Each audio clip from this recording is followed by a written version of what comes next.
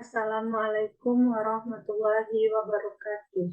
Saya Septia Mailina dengan NIM 210600105 dari Prodi Ekonomi Pembangunan. Tugas mata kuliah Ekonomi Pembangunan 2 dengan dosen pengampu Dr. Alfon Satrianto, STME. Baiklah, pada kesempatan kali ini saya akan mempresentasikan materi tentang teori perdagangan internasional dan strategi pembangunan.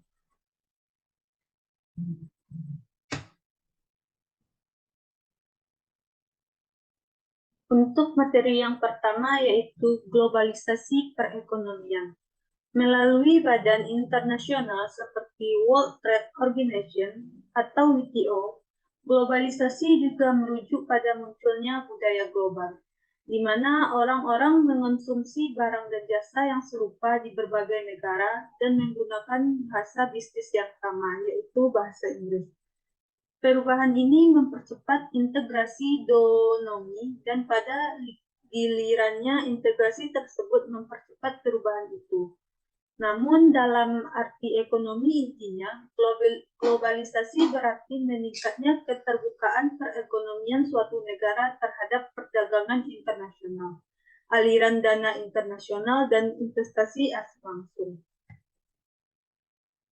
Bagi sejumlah orang, istilah globalisasi menyiratkan peluang bisnis yang menarik, pertumbuhan pengetahuan dan inovasi yang lebih cepat, dan transfer pengetahuan ke negara berkembang yang mendorong pertumbuhan yang lebih cepat.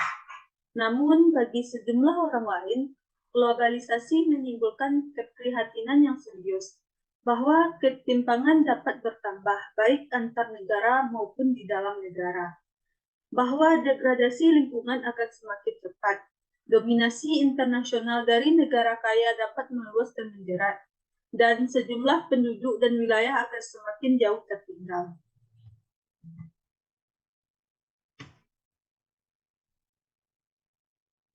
Selanjutnya, perdagangan internasional. Di sejumlah negara berkembang yang lebih kecil, persentase besar dari pendapatan moneter negara diperoleh dari penjualan ekspor produk pertanian dan produk primer atau primer products, atau komoditas lain seperti kopi, kapas, coklat, gula, minyak sawit, bauksit, dan tembaga. Pada situasi khusus seperti di negara-negara penghasil minyak, penjualan produk minyak bumi mentah dan olahan ke berbagai negara dunia porsinya mencapai lebih dari 70% dari pendapatan nasional mereka. Namun, tidak seperti negara-negara produsen minyak dan segelintir negara yang berhasil melakukan industrialisasi seperti Taiwan, Korea Selatan, dan sekarang China. Banyak negara berkembang yang masih harus mengandalkan ekspor produk-produk primer non-mineral yang meliputi sebagian besar dari pendapatan valuta asing mereka. Hal ini merupakan persoalan serius khususnya di Afrika Sub-Sahara, karena pasar dan harga-harga bagi produk ekspor semacam itu seringkali tidak stabil. Maka ketergantungan ekspor atau ekspor dependence pada produk-produk primer turut menghadirkan sejumlah risiko dan ketidakpastian yang tidak diinginkan oleh banyak negara. Selanjutnya, arti penting ekspor bagi negara berkembang. Semakin besarnya pangsa ekspor negara-negara berkembang yang tercatat pada GDP mereka, sebagian mungkin disebabkan oleh semakin tingginya harga relatif jasa perdagangan di negara maju ketimbang negara berkembang. Namun demikian, hal tersebut menekankan bahwa negara berkembang umumnya lebih bergantung pada perdagangan dalam hubungan ekonomi internasional karena sebagian besar perdagangan yang dilakukan adalah transaksi barang, di mana perbedaan harga barang antar negara lebih kecil. Terlebih lagi, secara umum, ekspor dari negara berkembang kurang terdiversifikasi ketimbang negara maju. Sementara total ekspor dan pangsa produk manufaktur dalam ekspor barang terus mengalami peningkatan di banyak negara berkembang dan beberapa eksportir baru utama seperti Cina mulai bermunculan.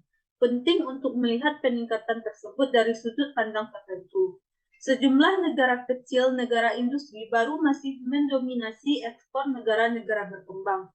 Sebagai contoh, di tahun 2008, ekspor Korea Selatan saja melebihi total gabungan ekspor seluruh negara Asia Selatan dan Afrika Sub-Sahara.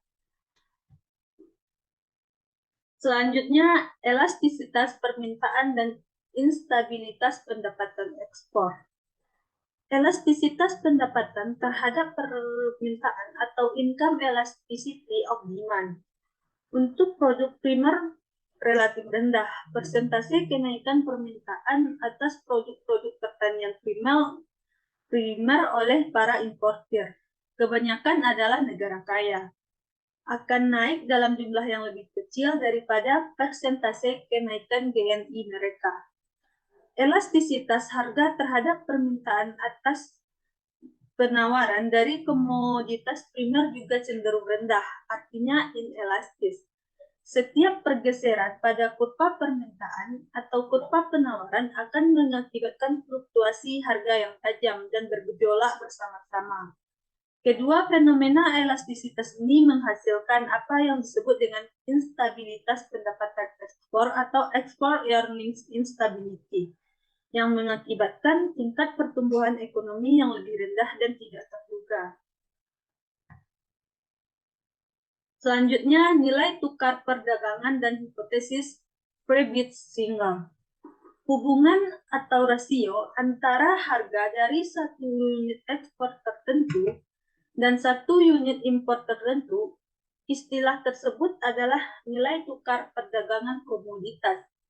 Teori utama mengenai menurunnya nilai tukar perdagangan komoditas dikenal sebagai hipotesis Prebisch-Singer, mengambil nama dua ekonom pembangun yang mengeksplorasi dampak-dampak negatif perdagangan internasional terhadap negara-negara berkembang di tahun 1950-an.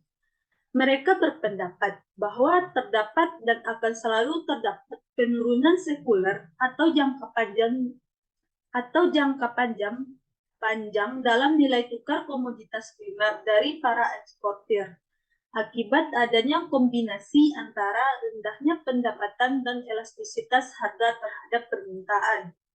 Penurunan ini akan mengakibatkan transfer pendapatan tanpa henti dari negara miskin ke negara kaya yang hanya dapat diatasi melalui upaya proteksi industri manufaktur domestik, melalui suatu proses yang dikenal sebagai substitusi impor.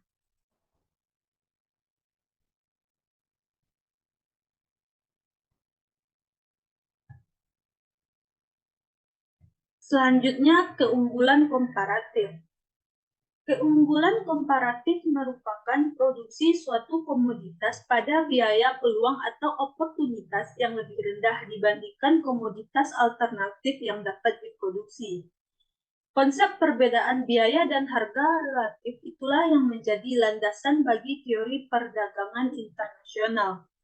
Prinsip keunggulan komparatif menegaskan bahwa suatu negara harus dan dalam kondisi persaingan akan berspesialisasi dalam mengekspor produk-produk yang dihasilkan pada biaya yang relatif rendah.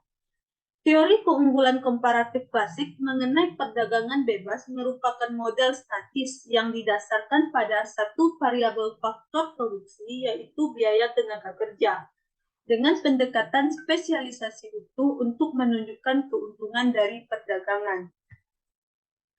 Selanjutnya, kritik terhadap teori perdagangan bebas tradisional dalam konteks pengalaman negara berkembang. Ada 6 asumsi dasar dalam model perdagangan neoklasik tradisional yang perlu dicermati. Yang pertama, seluruh sumber daya produktif yang ada di setiap negara bersifat tetap dalam hal jumlah dan konstan dalam hal kualitas serta diberdayakan sepenuhnya. Yang kedua, teknologi produksi bersifat tetap atau model klasik atau serupa dan tersedia secara bebas bagi semua negara, model anugerah faktor. Yang ketiga, faktor-faktor produksi mengalir secara sempurna di antara berbagai kegiatan produksi dan perekonomian secara keseluruhan ditandai oleh adanya persaingan sempurna. Yang keempat, pemerintah nasional tidak memainkan dalam hubungan ekonomi internasional.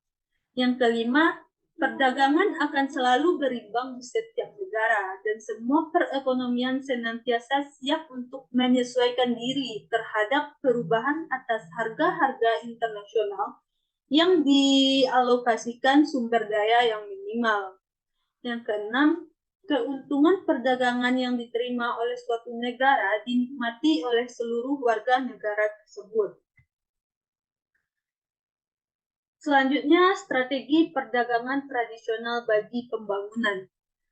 Kebijakan pembangunan berorientasi keluar merupakan kebijakan yang mendorong ekspor seringkali melalui pergerakan bebas modal, pekerja, perusahaan, dan pelajar menyambut hangat perusahaan multinasional dan komunikasi yang terbuka.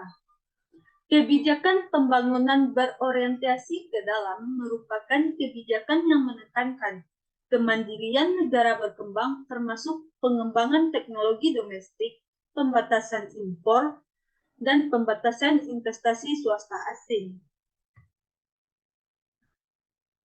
Pendukung substitusi impor atau import substitution atau yang disingkat dengan IS yang meyakini bahwa perekonomian negara berkembang sebaiknya sejak awal mensubstitusi produksi domestik dari barang-barang konsumen sederhana yang sebelumnya diimpor atau IS yang tahap pertama dan kemudian mensubstitusikannya melalui produksi domestik untuk sejumlah barang manufaktur yang lebih canggih atau IS tahap kedua.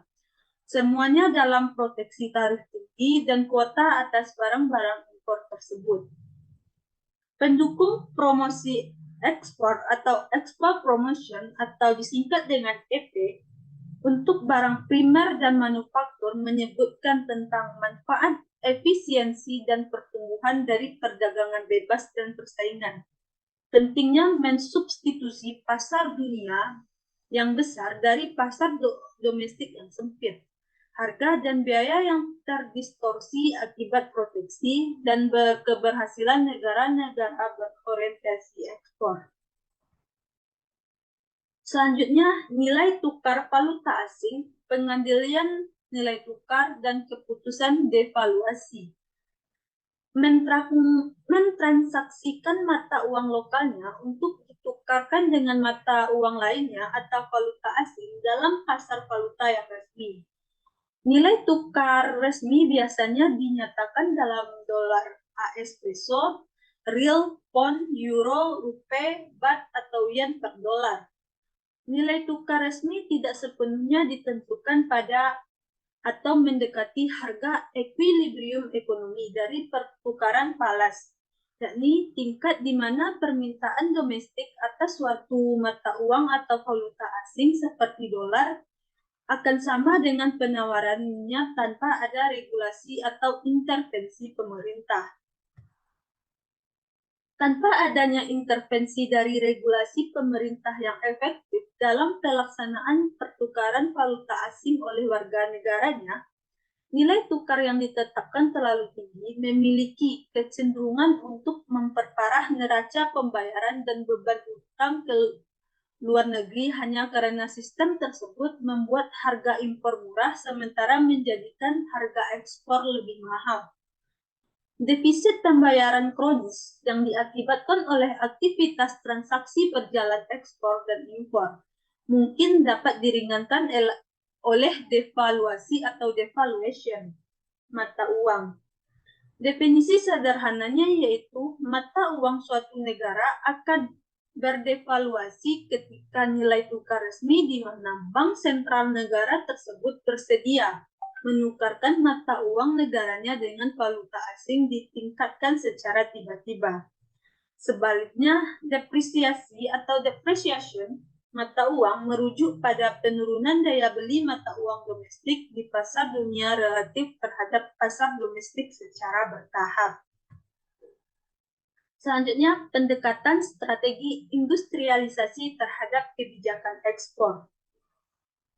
Pendekatan strategi industrialisasi atau industrialization strategi approach merupakan pandangan yang berorientasi keluar dan optimistis mengenai pembangunan yang didorong oleh ekspor, tetapi masih memandang penting peran aktif pemerintah dalam memengaruhi jenis dan prioritas ekspor ketika suatu negara ingin memproduksi lebih banyak produk canggih, sehingga memberikan nilai tambah.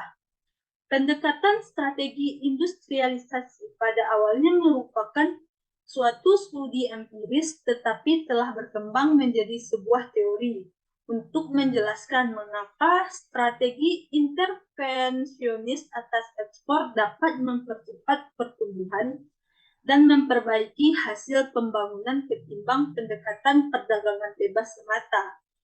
Teori yang dikembangkan dalam pendekatan ini berfokus pada pengidentifikasian dan penanggulangan kegagalan dasar yang ditemui dalam proses industrialisasi. Selanjutnya, perdagangan selatan-selatan dan integrasi ekonomi. Perdagangan selatan-selatan adalah bahwa negara-negara berkembang sebaiknya melakukan lebih dari sekedar perdagangan yang lebih besar satu sama lain dan beralih pada integrasi ekonomi atau economic cohesion. Integrasi ekonomi terjadi ketika sejumlah negara dalam wilayah yang sama bergabung untuk membentuk uni ekonomi atau economic union atau blok perdagangan regional atau regional trading block dengan menciptakan hambatan terhadap produk-produk dari negara non-anggota sembari membebaskan perdagangan antar anggota. Dalam terminologi integrasi ekonomi, negara-negara yang mengenakan tarif eksternal bersama sembari membebaskan perdagangan malnya dikatakan telah membentuk suatu wilayah pabean tunggal atau kostum A. Apabila tarif eksternal terhadap negara-negara luar berbeda antara negara anggota, sementara perdagangan internal tidak dikenai tarif apapun, negara-negara ini dikatakan telah membentuk kawasan perdagangan bebas atau free trade. Terakhir, suatu pasar bersama atau common market memiliki seluruh sifat dari pabean tunggal, tarif eksternal yang sama, dan perdagangan internal bebas ditambah dengan pergerakan bebas tenaga kerja dan modal di antar negara-negara mitra perdagangan. Selanjutnya, kebijakan perdagangan negara-negara maju. Kebijakan ekonomi dan perdagangan negara-negara maju merupakan yang penting dari sudut pandang pendapatan valuta asing negara berkembang di masa depan dalam 3 bidang utama. Hambatan tarif dan non-tarif terhadap ekspor mereka. Bantuan penyesuaian bagi pekerja yang mengalami pemutusan kerja di industri negara maju yang terkena imbas dari akses ekspor yang lebih bebas dari negara-negara berkembang yang padat karya dan berbiaya rendah, dan dampak umum kebijakan domestik negara maju terhadap perekonomian negara berkembang. Hambatan tarif dan non-tarif proteksionis baru antara lain bea cukai, kuota, batasan ekspor sukarela di peraturan sanitasi yang dibuat-buat, yang akan oleh negara-negara kaya pada komoditas ekspor negara-negara miskin telah menjadi penghalang utama bagi ekspansi kapasitas penerimaan ekspor negara-negara miskin atau berkembang. Seperti yang telah kita ulas, banyak atas produk pertanian dan non-pertanian meningkatkan seiring meningkatnya derajat pengolahan produk, yakni tarifnya lebih tinggi bagi produk makanan bahan daripada makanan mentah. Misalnya minyak kacang dibandingkan kacang tanah lebih tinggi bagi kemeja ketimbang kapas mentah. Tarif efektif yang tinggi ini menghambat banyak negara berpendapatan rendah untuk berkembang dan mendiversifikasikan industri ekspor sekunder mereka, dan dengan demikian bertindak sebagai penghambat ekspansi industri mereka. Itulah penjelasan materi dari saya. Kalau ada salah dan jangkalnya, saya mohon maaf. Saya tutupi saja dengan membaca Assalamualaikum warahmatullahi wabarakatuh.